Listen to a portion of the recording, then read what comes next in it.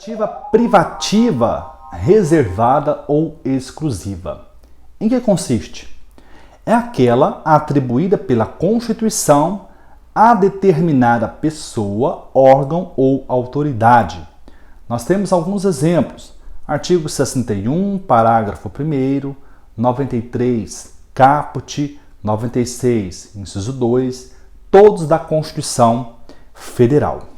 Na iniciativa privativa, nós temos que o Constituinte outorgou a iniciativa a uma determinada pessoa ou a um determinado órgão ou autoridade para deflagrar o processo legislativo. De modo que, se o processo legislativo de iniciativa privativa for inaugurado por outro legitimado, a lei que for produto desse processo legislativo, ela padecerá de um vício insanável de inconstitucionalidade formal. Essa é, portanto, a consequência ao desrespeito à iniciativa privativa. Uma observação importante. A Constituição fala em competência privativa. Porém, a doutrina entende que se trata de competência exclusiva, porque não se admite delegação. De entre as iniciativas privativas previstas na Constituição, a mais importante e a mais recorrente é a que está prevista no artigo 61, parágrafo 1º da Constituição Federal, que é a iniciativa reservada ao Presidente da República. Uma observação se impõe. O Supremo Tribunal Federal, há muitos anos, entende que esta regra ela é de reprodução obrigatória nas constituições estaduais e nas leis orgânicas do Distrito Federal e nas leis orgânicas dos municípios. Então, todas as matérias na Constituição da República que foram reservadas à iniciativa do presidente também foram, em âmbito estadual e em âmbito municipal, ao governador e aos prefeitos. Atenção para as hipóteses das alíneas B e D do inciso 2 do parágrafo 1º do artigo 61. A linha B do inciso 2 do parágrafo 1º do artigo 61 dispõe: são de iniciativa privativa do Presidente da República as leis que disponham sobre organização administrativa e judiciária, matéria tributária e orçamentária, serviços públicos e pessoal da administração nos territórios. Qual que é a discussão que se apresenta aqui? A discussão é a seguinte: matéria tributária é de iniciativa privativa do Presidente da República? Resposta: segundo a jurisprudência do Supremo Tribunal Federal, não. Matéria tributária é matéria de iniciativa geral, de modo que quem for detentor de iniciativa geral poderá deflagrar o processo legislativo. A exceção que está nesse dispositivo é matéria tributária nos territórios. Vocês se recordam que quando nós estudamos os territórios federais, nós vimos qual que é a natureza jurídica de um território. O território não é ente federativo, não é dotado, portanto, de autonomia política. Não tem, portanto, a prerrogativa da tríplice capacidade de auto-organização, autogoverno e auto-administração. O território federal, na verdade, é uma descentralização territorial da União. Se, eventualmente, for criado algum território federal, no território, a iniciativa para matéria tributária ela é privativa do Presidente da República. Sobre iniciativa privativa, um questionamento é muito importante, porque é muito recorrente na prática e é muito recorrente também em provas de concurso público, prova da OAB. Nós precisamos conhecer. Leia comigo o questionamento. Se um deputado federal deflagra, isto é, inaugura, inicia um processo legislativo de matéria reservada do Presidente da República, vindo o projeto a ser aprovado na Câmara e no Senado, e posteriormente sancionado pelo Presidente da República, que é o titular da competência e da iniciativa. O vício estaria sanado? A pergunta, ela tem a seguinte lógica. Vamos imaginar, conforme o artigo 61, parágrafo 1º da Constituição, é de competência do presidente da República deflagrar projeto de lei que verse sobre organização e funcionamento da administração pública federal e a remuneração dos servidores. Vamos imaginar que um deputado federal, João da Silva, sempre o João da Silva, né? Ele é auditor federal da Receita Federal do Brasil. Ele se candidatou a deputado federal e teria feito uma promessa aos seus colegas de que, quando fosse parlamentar, apresentaria um projeto de lei para reestruturar a carreira e melhorar a remuneração. E ele cumpre a sua promessa, deflagra o projeto de lei que passa pela Comissão de Constituição e Justiça, pela Comissão de Orçamento e Finanças, no plenário da Câmara, vai ao Senado, ok, aprovado, vai para o presidente que sanciona, promulga e publica. A pergunta é, a sanção presidencial, ela supre, ou seja, ela resolve o problema da iniciativa, já que esta lei não poderia ter sido iniciada por esse parlamentar, o João da Silva? Olha só, a resposta, ela precisa ser analisada bem criteriosamente. Analise aí no slide a súmula 5 do STF.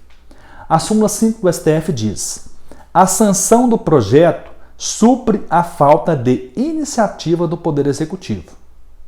Então, a resposta à pergunta, que está aqui no slide anterior, seria: a sanção do projeto supre. Então, esta lei do parlamentar João da Silva, ela é uma lei formalmente constitucional. Correto? Errado! Veja, a súmula 5 do STF, ela foi aprovada na sessão plenária do dia 13 de dezembro de 1963. Atualmente, o STF superou o entendimento dessa súmula. Nós temos diversas ADIs, como a ADI 700, a ADI 2417, a ADI 1963 e a ADI 2867.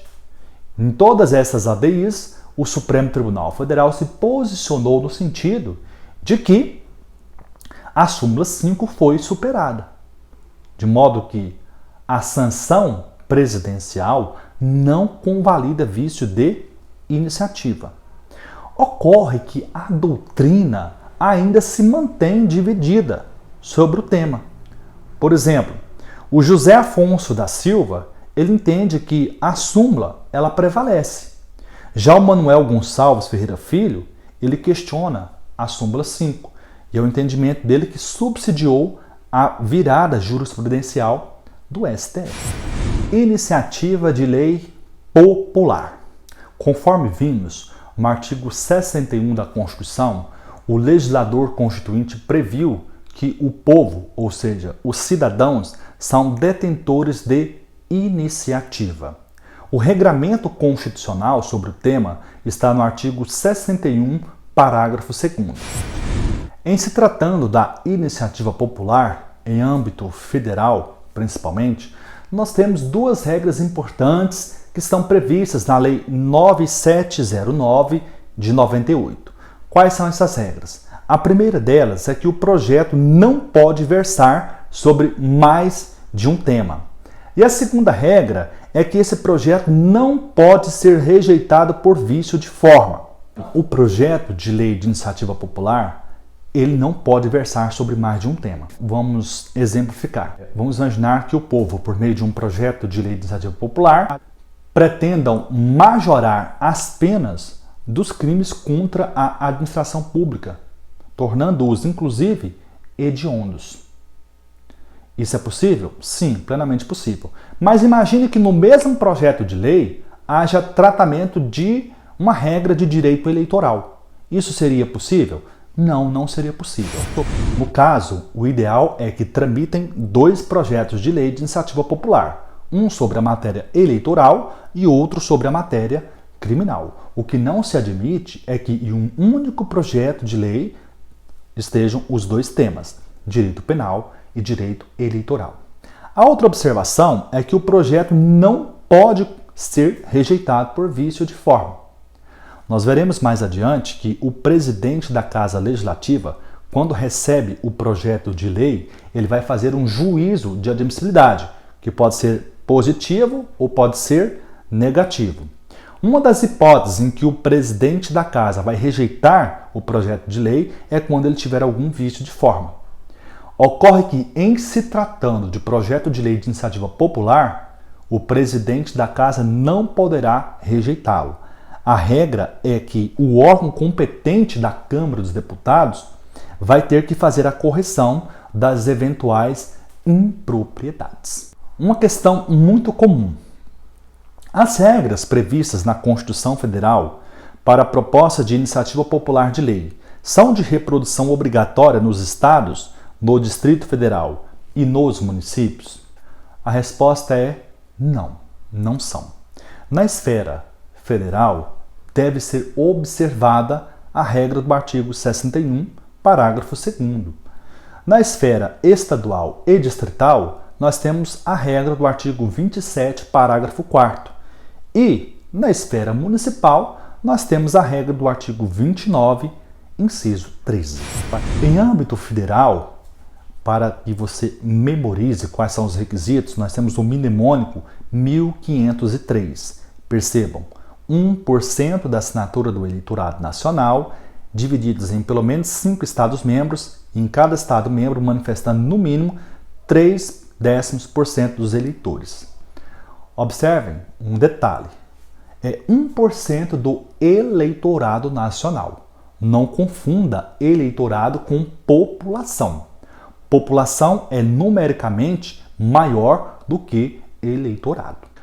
A iniciativa popular de leis estaduais está prevista genericamente no artigo 27, parágrafo 4º da Constituição, que prevê que a lei disporá sobre a iniciativa popular no processo legislativo estadual. A doutrina entende que o poder constituinte derivado decorrente detém a prerrogativa de, na própria Constituição estadual, regulamentar a matéria. Em Goiás, inclusive, isso foi feito no artigo 20, parágrafo 2º. Tá? Aqui no artigo 20, parágrafo 2º da Constituição do Estado de Goiás, nós temos a determinação de que a iniciativa popular pode ser exercida pela apresentação à Assembleia de projeto de lei subscrito no mínimo por 1% do eleitorado do Estado.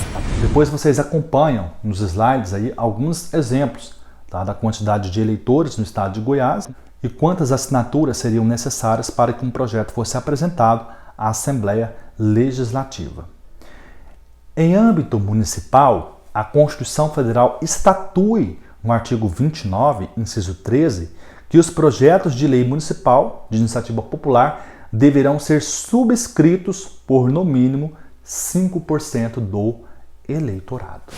Diferentemente do que a Constituição Federal previu para os Estados-membros, em que, nos termos da lei, você teria o regramento da iniciativa popular em âmbito estadual, em relação aos municípios, a própria Constituição estabeleceu objetivamente 5% do eleitorado municipal.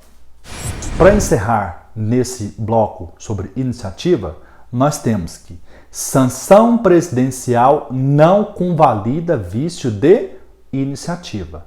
Lembrando, a súmula 5 do STF, aprovada na sessão plenária de setembro de 1963, ela foi superada pelo Supremo Tribunal Federal, que não mais aplica.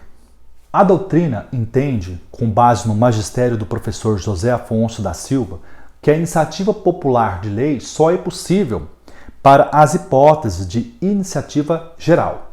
Logo, se nós estivermos diante de uma iniciativa concorrente ou iniciativa privativa, essas matérias não poderiam ser deflagradas por um projeto de lei de iniciativa popular.